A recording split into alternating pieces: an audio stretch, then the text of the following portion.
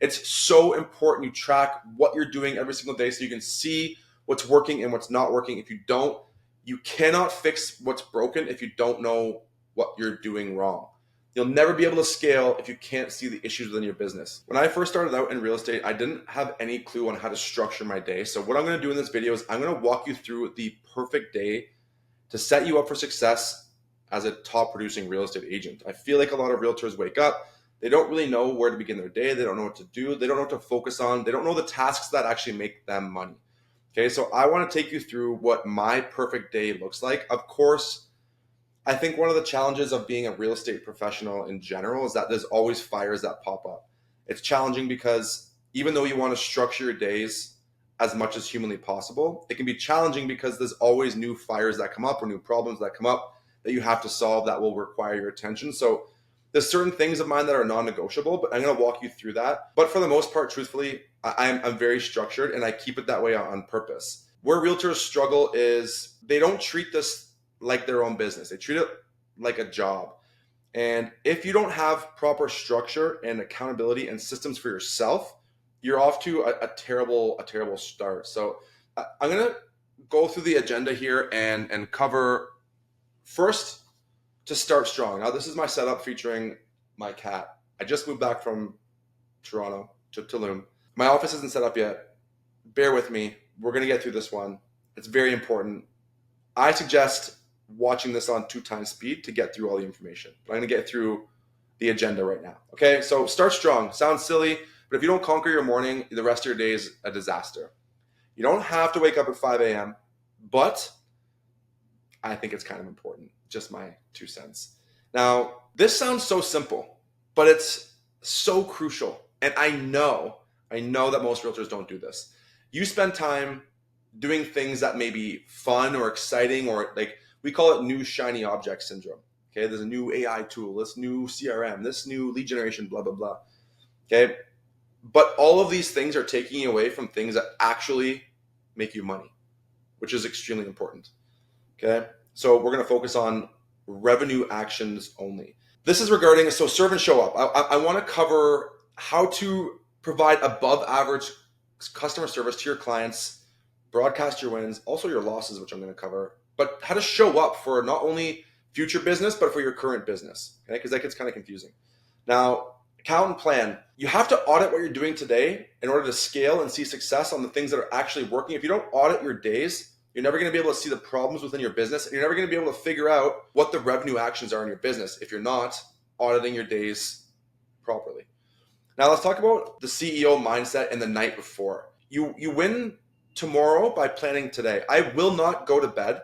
I will not go to bed, no matter what, without at least my top 3 tasks that I need to accomplish tomorrow. That's just my minimum thing. Now, you also need to write down your 5 income producing tasks. So you need to analyze your business and find out what moves the needle. When you go to bed at a reasonable time, but when you wake up in the morning with clarity, it just makes your day so much smoother.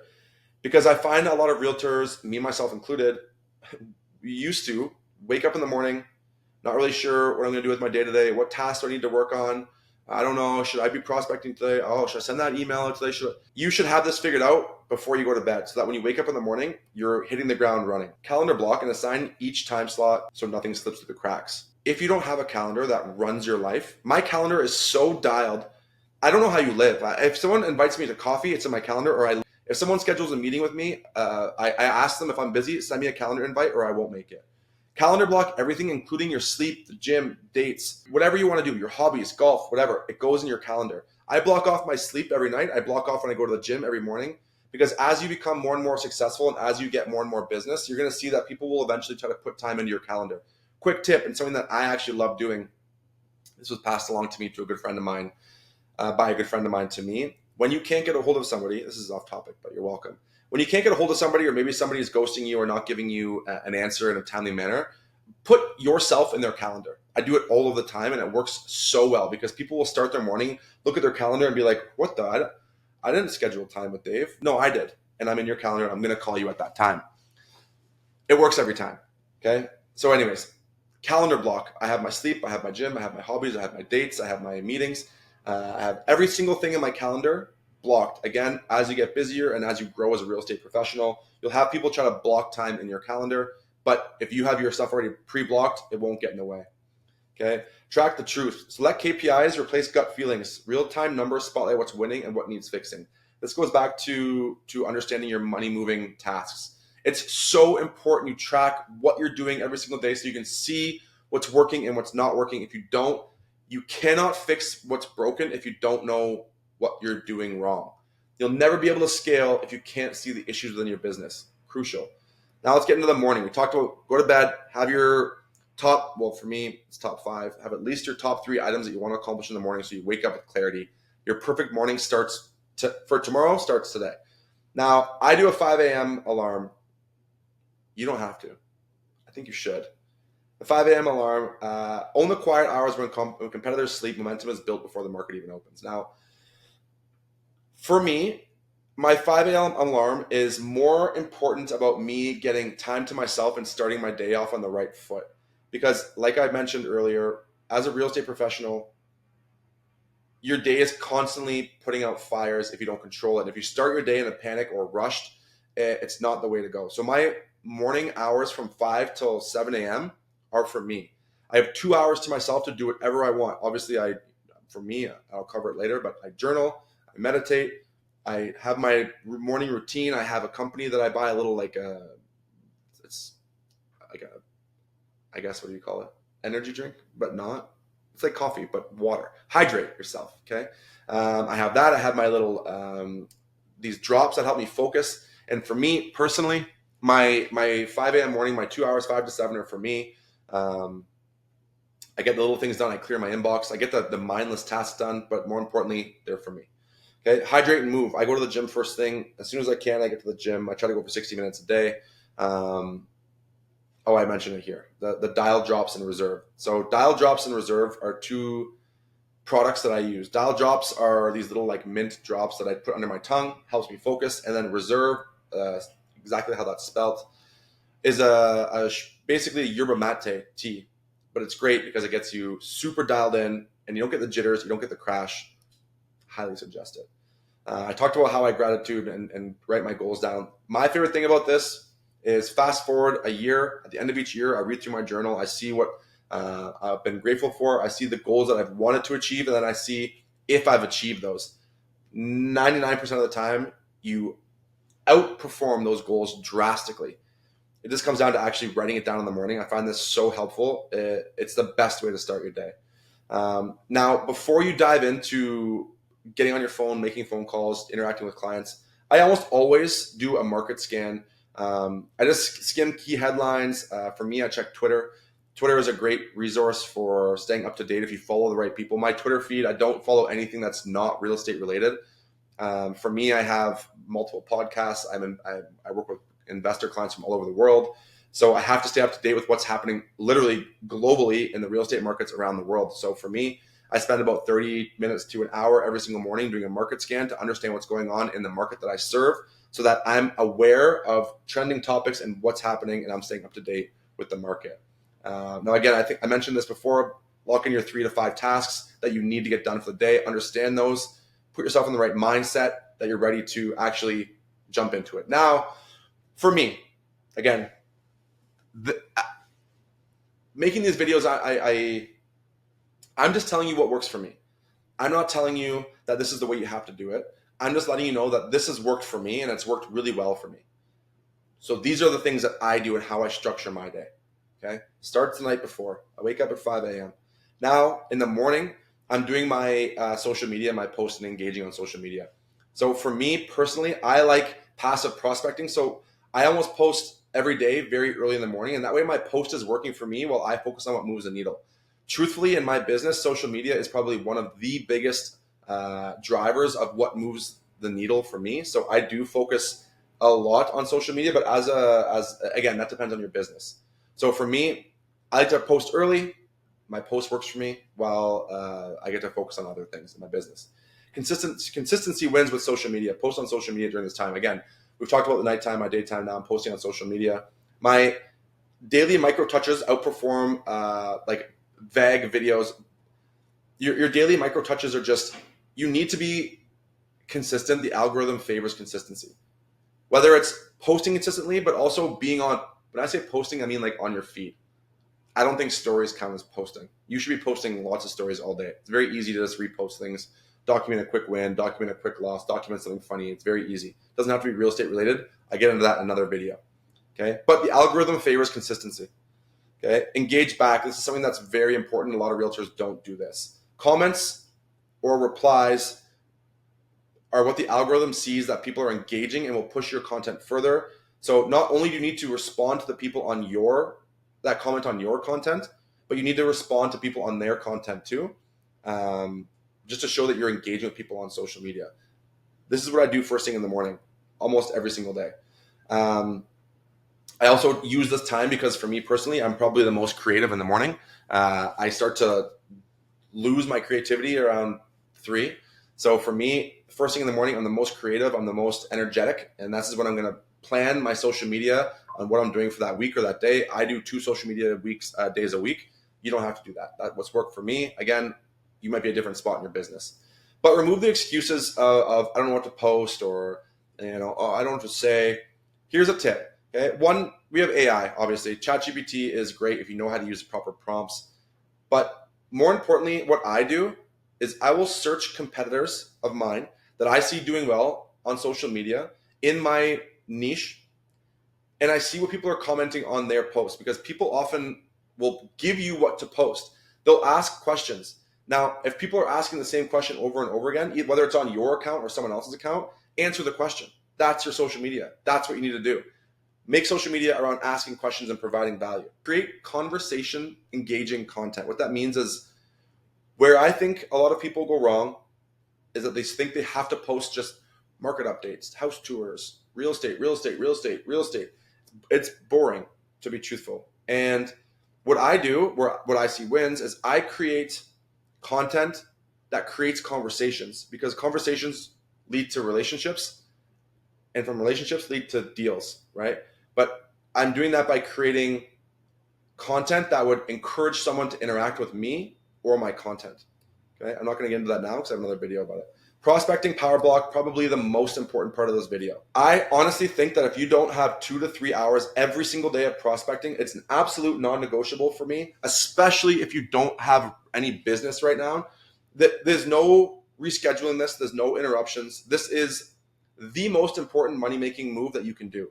You need to be prospecting every single day for 2 to 3 hours. Whether, for me, it's in the morning from about 10 to 12 every single day. People need to know that you're selling real estate. You need to be providing value. You need to be reaching out to people. It's absolutely mandatory. Prospecting doesn't always need to be phone calls. It can be email blasts. It can be text. It can be social media reaching out, whatever. But 2 to 3 hours mandatory, non-negotiable prospecting every single day. Book an appointment from an appointment. So a lot of people do this. They're like, oh, I did 100 calls today. Okay, but did you do those calls with intent and purpose to actually book an appointment? Or were you just dialing to dial? Because I know there's a lot of auto dialers out there, and I'm not saying it's a bad thing to have an auto dialer. All I'm saying is that you need to go into your prospecting hours with the intent to set appointments, to build connections, and meet people to sell real estate. Don't just go into dial, because a lot of people come to me and say, man, I'm doing $100 a day and nothing. It's like, you're just trying to hit vanity metrics. Try to set appointments. And I put in here, BAM fam, book a meeting from a meeting. Never, ever leave a call without setting an exact meeting. Book that next meeting on that call. Okay, prospecting over everything. If you have no clients, nothing, like literally nothing, this outranks lead generation, because you can try to generate as many leads as possible, but if you're not contacting the leads, what's the point of the lead generation? That's where so many people go wrong. You generate all these leads. You think lead generation is my number one thing. I just need more leads. I need more leads. No, you're wrong. You need to have more prospecting hours, because you probably have right now in your database, you probably have tens of thousands, maybe hundreds of thousands of dollars worth of commission in your database, like right now today. And you're just not prospecting or calling them. Again, I mentioned here, okay, it doesn't have to just be calls, social media outreach, email, text campaigns, whatever. Okay, remove the script excuse. You know what to say. Okay, now people say, well, I don't want to do cold calls. I don't know what to say on the phone. I feel weird. First of all, switch your mindset. They reached out to you most likely. They reached out to you for information. You're just providing the information. Go into it confidently that you're there to help them. Have that in your mind. Okay, but the objection playbook. Every time you get an objection, this is, by the way, we've done the nighttime, we've done the morning. Okay, I have my social media, which I do in the morning. I've done my 2 to 3 hours non-negotiable of social media. This is of prospecting. This is about when you're doing those 2 to 3 hours of prospecting, okay, between 10 to 12 o'clock for me. Every time you get an objection, write it down, study it, review this daily. Keep a book. I have a book, or I have notes because I have my iPad, okay, of the objections that I get daily. And if I get the same one multiple times, I write it down. Now, this is a good one, and my business actually changed drastically when I did this. Role play or rewatch your videos. If you want to perform like a pro athlete, act like one. Rewatch your tapes, see where you went wrong. Is it what you say or how you say it? It changed for me because I used to do a ton of onboarding calls, especially for international buyers looking to invest in Tulum, Mexico. I thought I was dominating these calls, dominating. But then when I look back, I realized I had so many calls, and I wasn't at that point tracking my KPIs, my numbers to see like how many appointments did I book, which led to how many transactions, etc. And I was having so many calls and not many conversions. I was busy enough that I didn't notice, but when I look back, I realized I was leaving money on the table, and I realized it was because I was talking too much in these calls. I was not that I was being aggressive in a sales nature. I'm very enthusiastic and I talk a lot, but people don't want to hear you talk a lot. People want to talk themselves, right? So when you're on a sales call, you should actually be doing like the least amount of talking and just asking thought-inducing questions and guiding them with questions towards the close, right? Remember that in real estate, it's not like the close is going to happen on the call. The close is going to happen after, but the close is really booking another call, or the close is building that relationship, keeping that door open. That's kind of the close, in my opinion, on a real estate call. But I noticed from rewatching my videos, rewatching my Loom calls, because I record all of my Loom calls, that I was speaking too much, not letting them speak. And I never actually really even found out their why. I was just so excited to tell them how awesome Tulum was that they didn't get a chance to tell me why they wanted to invest there. And it just was a bad thing. So once I changed that and rewatched everything, it was incredible. Prepared equals powerful. Spend 5 minutes before you jump on these calls. Again, this touches back to those auto dialers. I don't think auto dialers are a bad idea, especially for like super cold leads. But if you're calling people that are like actively in your database and you're not preparing for 2 to 5 minutes before that call and you're just jumping on being like, you're going to sound silly. Have a purpose to every call. Be prepared. Spend 5 minutes. If you're going to make $20,000 off a sale, you can spend 5 minutes preparing.